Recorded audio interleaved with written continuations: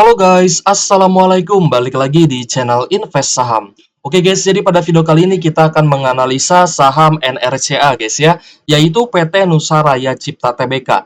Di mana NRCA ini saya rasa cukup menarik untuk kita bahas dan teman-teman juga ada yang sudah request di kolom komentar.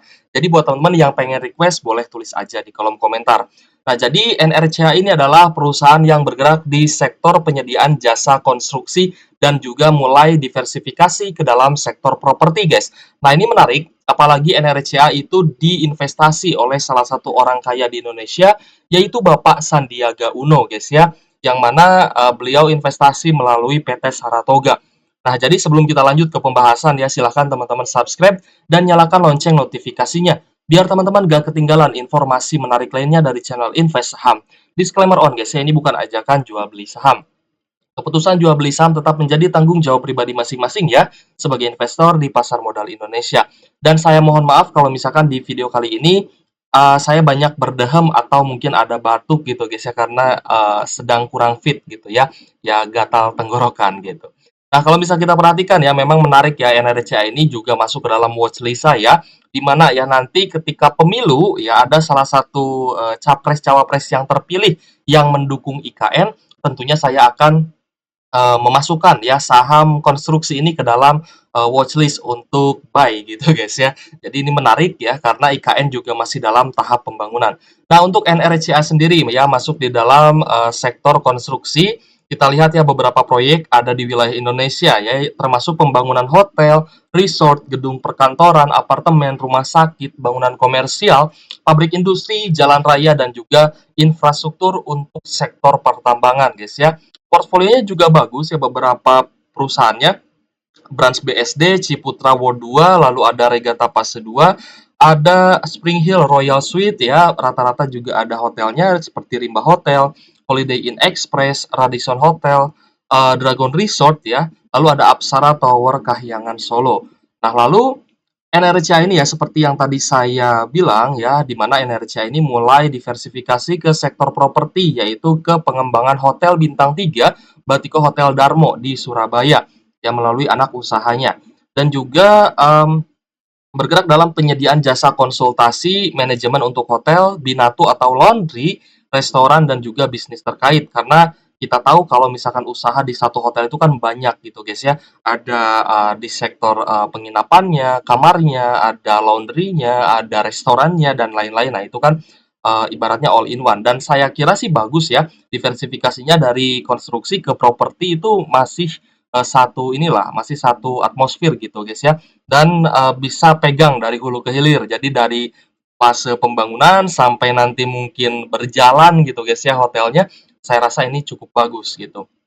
Dan kalau misal kita lihat ya potensi pariwisata di Indonesia juga cukup bagus karena banyak sekali tempat-tempat eksotis di Indonesia yang saya kira potensial gitu untuk dikunjungi oleh wisatawan.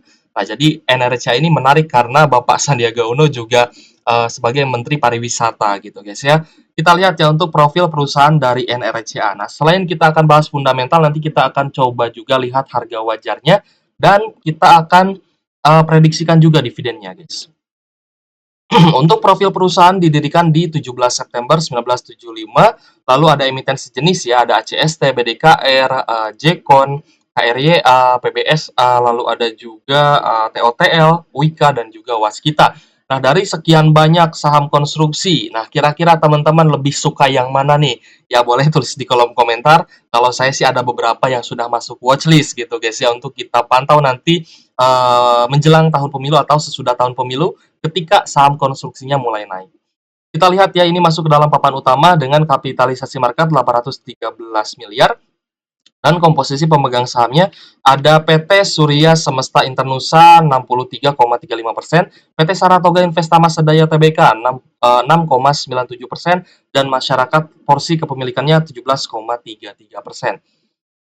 Lalu kita lihat dari komposisi pendapatannya, 99,9% masih dihasilkan dari jasa konstruksi guys ya. Sedangkan pendapatan dari pengembangan hotel lumayan cukup kecil ya, baru 0,1%. Kemungkinan akan membesar kalau misalkan memang banyak hotel yang menggunakan jasa NRCA. Lalu dari wilayahnya gitu guys ya, wilayah untuk pembangunan yang dikelola oleh NRCA, 55%-nya di wilayah Jakarta, lalu 18%-nya di wilayah Denpasar ya, termasuk daerah yang memang pariwisatanya bagus, banyak hotelnya. Lalu di Semarang 11%, Surabaya 12%, dan Medan 2,3%. Kita akan melihat ya guys ya beberapa proyek ya yang digarap oleh NRCA, ada hotel resort. Nah, di sini ya contoh bangunannya, lalu ada bangunan tinggi bertingkat atau gedung perkantoran gitu guys ya. Lalu ada juga pusat perbelanjaan, mall dan juga retail. Nah, seperti ini. Ini juga digarap oleh NRCA. Kita akan langsung melihat ya dari sisi price action. Per hari ini di harga 326 per lembar saham ya. Jadi cukup terjangkau dari harga nominal sahamnya 32.600 aja per lotnya gitu guys. Jadi buat teman-teman mungkin yang nabung saham ya dari sisi nominal sih menarik. Kita lihat ya, per hari ini 1 tahun terakhir memang NRCA ini cukup volatil guys ya. Naik turunnya kita lihat memang cukup curam, tapi ini sebenarnya masih di bawah harga IPO-nya gitu. Nanti kita akan lihat harga IPO-nya guys ya. Nah, jadi NRCA setahun 2023 ini sudah naik 5,16% ya sampai di Desember ini gitu guys. Jadi pertengahan Desember ini. Kemungkinan bisa naik gak Kak untuk saham konstruksi ya bisa aja. Apalagi kalau misalkan nanti pasca pemilu, paslon yang mendukung IKN itu terpilih sebagai presiden. Nah, saya rasa sektor konstruksi juga bisa ikut naik, bukan hanya konstruksi, tapi properti juga saya rasa bisa ikut manggung gitu guys ya di tahun depan. Kalau misalkan presiden yang terpilih mendukung IKN ya seperti itu. Jadi cukup berpengaruh sebenarnya. Kita akan langsung lihat ya nah, kalau misal teman-teman perhatikan ya, kita perhatikan dulu NRCA ini dia naik ya di pertengahan tahun, saya rasa sih karena dividen, lalu dia naik lagi di sekitar Agustus, September, Oktober ini karena fundamentalnya. Nah, jadi karena kinerjanya saham NRCA bisa naik ya sampai di level 360-an ya di sekitar Agustus, September, Oktober. Nah, ini menarik karena kita akan lihat fundamentalnya. Valuasi pernya 7,42 kali, sedangkan PBV 0,69 kali dari sisi pendapatan net income atau laba bersih saham NRCA, terutama di kuartal 3 2023 mengalami kenaikan yang cukup bagus ya, dari 23 miliar naik menjadi 29 miliar.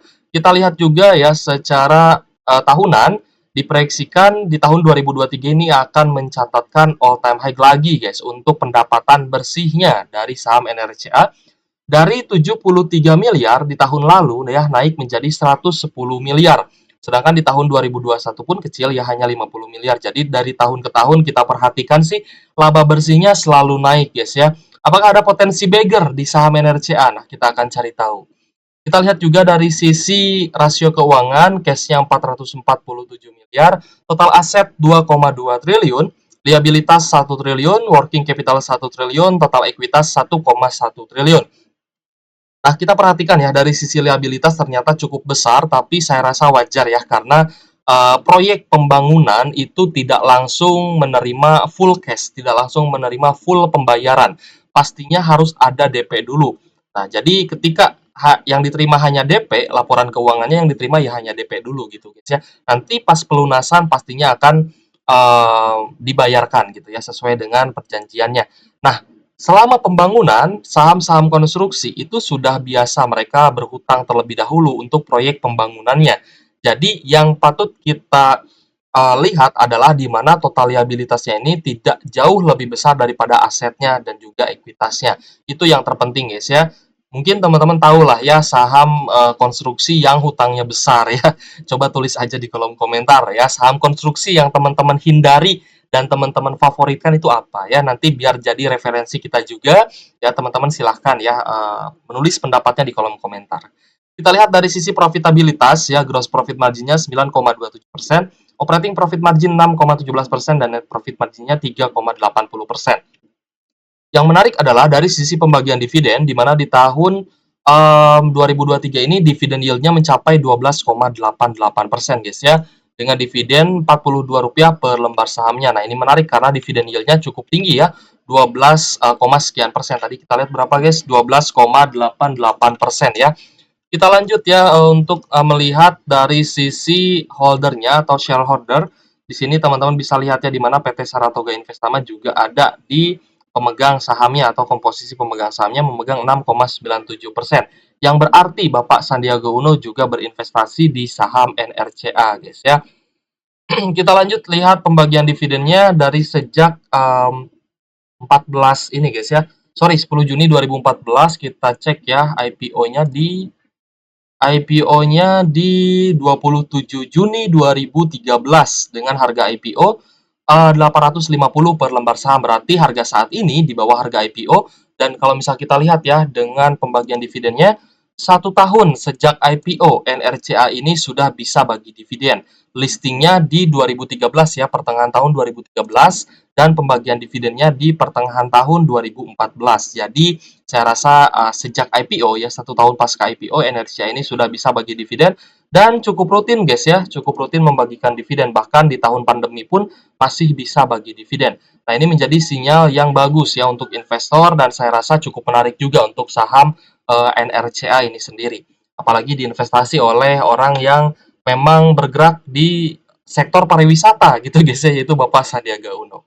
Kita lanjut ya melihat harga wajar dan juga prediksi dividen ya saham NRCA. Oke guys, untuk pertumbuhan IPS-nya ya secara tahunan sekitar 7,18%. IPS di tahun 2023 ya berdasarkan laba bersihnya diproyeksikan di angka 44 per lembar sahamnya. Kalau misalkan kita tadi melihat laba bersihnya berdasarkan nominal miliaran triliunan gitu guys ya. Nah, di sini IPS adalah cerminan dari laba bersih suatu perusahaan ya, suatu saham. Jadi ya buat teman-teman yang ingin menghitung harga wajar menggunakan metode Benjamin Graham Fair Value juga bisa. Nah, ini yang saya gunakan adalah metode Benjamin Graham Fair Value. Rumusnya teman-teman bisa dapatkan di Google ya. Di Google juga ada ya cara menghitung secara manual. Tapi saya terapkan di Excel ya agar lebih mudah gitu. Nah, kita lihat ya valuasinya ini, sorry guys ya, belum kita ganti, tapi tadi sudah kita bahas juga guys ya. Sudah kita bahas, PBV-nya masih di bawah 0 guys ya, tadi kita cek lagi aja. Fair-nya 7,42 kali ya, PBV-nya 0,69 kali ya. Pastinya ini valuasinya sih masih murah ya, secara valuasi masih murah. Kita lihat ya untuk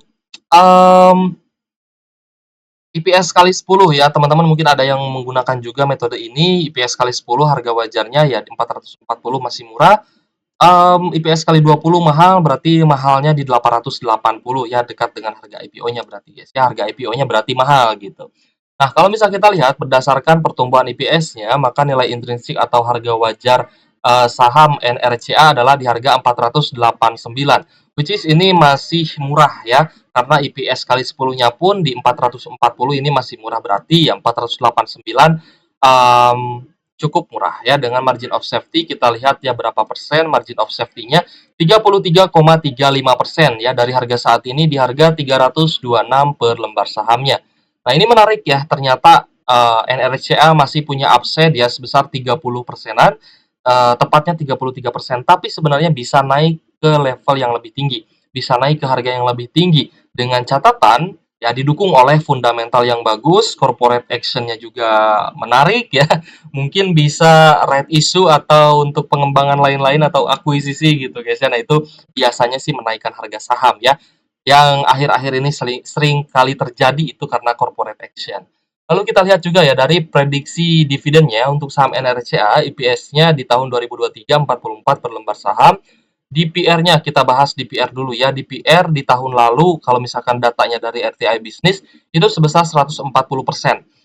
Ini di tahun 2022. Sedangkan di tahun 2021-nya itu sebesar 72% ya. Jadi kisaran 72% sampai 140%-an. Ya, kalau misal kita ganti guys ya jadi 100% aja deh ya, jangan 140% ya, biar gak ketinggian gitu. Kenapa NRCA bisa bagi dividen payout ratio 140%? Yaitu diambil dari cash yang ditahan dan itu sah-sah aja untuk bagi dividen lebih tinggi daripada IPS-nya. Lalu kita akan lihat ya prediksi dividennya kisaran 32 sampai 44 per lembar sahamnya dengan potensi dividen yield 10 sampai 13%. Nah, tadi kalau misalnya kita perhatikan guys ya, dividen yield-nya itu sampai di 12 persenan ya, 12,88%.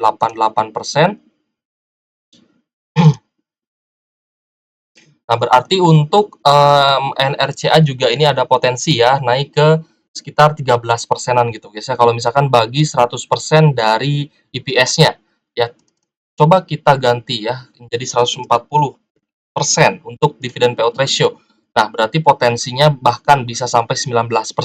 Tapi untuk ya pembagian dividen DPR lebih dari 100%, kita anggap itu anomali aja. Kita anggap itu anomali di mana perusahaan sedang berbaik hati membagikan dividen payout ratio lebih dari 100%.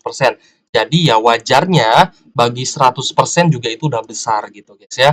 Jadi potensi yieldnya 10 sampai 13%-an aja saya rasa udah bagus ya untuk saham NRCA. Di harga saat ini 326, harga wajarnya 489 ya dari hitungan kita dan margin of safety-nya 33,35%.